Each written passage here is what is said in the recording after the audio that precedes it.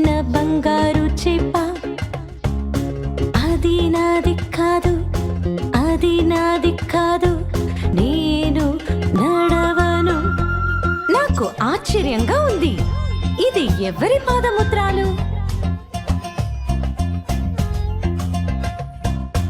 ఎవరి పాదముద్రాలు, ఎవరి పాదముద్రాలు? నా అందమైన చిన్న బంగారు చేప. ఒకటి పెద్ద పాదముద్రాలు, ఒకటి చిన్నది.